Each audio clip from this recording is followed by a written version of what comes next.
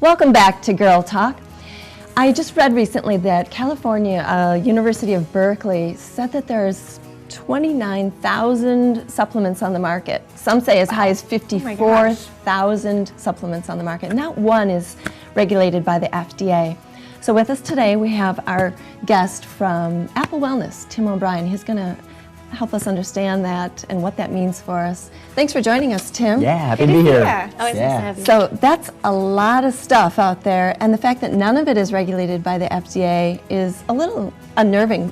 What do we do? What do we look for? What does that mean? Yeah, great question and great concern. I mean, you could literally be a guy in your garage making sawdust capsules and throwing something on the label and start to try to sell it places. Oh, wow. And if nobody actually That's tests terrifying. that, then you're in trouble.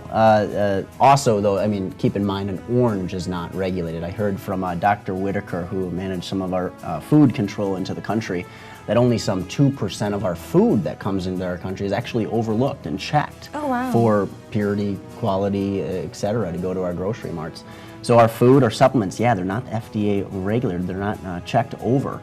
And so you want to work with companies that have certificate of analyses on every single product that they sell, pharmaceutical grade, to prove to you and me that it is what they say it is, that it's pure. Is that the little USP symbol we're supposed to look for? USP is one grade. Pharmaceutical grade is higher.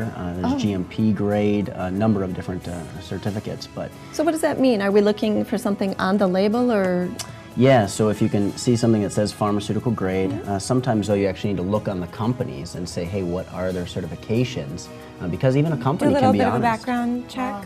Yeah, just check into it a little bit, because often even a company might be honest, but who they're buying from over in China or whomever could That's be a good shady. point. It's kind of a, there's kind of a trail you have to follow to Yeah, get to the actual answer. And exactly. I think that that's a really good point, is that, just because it isn't FDA regulated doesn't make it bad. Just like an orange, it's wonderful for you, and that's not FDA regulated, but it just means that you need to be like a conscious consumer and be looking into what you're getting. Yeah. So that's part of my job as the owner of Apple Wellness is, hey, the companies that we're searching out, are they proving to you and me that they are what they say they are? So if you don't want to do your homework, this guy's done it for you. Yeah, exactly. Thinking that. You do the legwork, and then we just have to come in, and you had said before you've even brought some of your own things and say, hey, what do you think about what I'm using? What might you suggest? And you really like to be a resource for folks. Yeah, it's just fun for me to do all this. It's my life, and a lot of folks don't have time to do 50 hours of research on each thing, and figure it out. So come to you. Yeah. So also, I've been hearing probiotics everywhere. Constantly. Radio, TV. Out of Europe, clinicals, Tell me about them. What are they good for? What do they do? Help me out. It's total hot spot right now. Pro means for, biotic means life. So the more life we get into us on a daily basis, the better, and you're going to be set up for success as far as your enzyme production, vitamin production. 80% of your immune system is controlled by your gut flora. They call it the second brain because it controls so many actions and reactions in the body. And your good and bad bacteria are always in a race.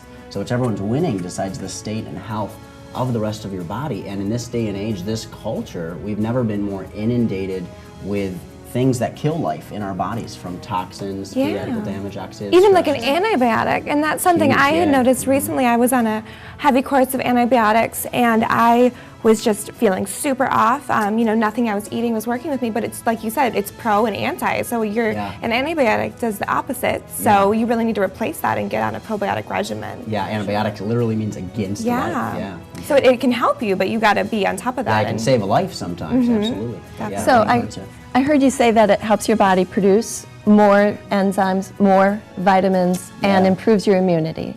So I'm thinking winter and colds and sickness. Yes. So this is a good time if you've been thinking about probiotics maybe to start. Absolutely. And we're not talking just yogurt. We've talked about this before, that having a yogurt a day is not even close to what you need. What you need. Is that Yep. right? It might be 100 years ago. It was a whole different day and age. The food was different, etc. But in this day and age, you need more life going into your system because of all that we have against us.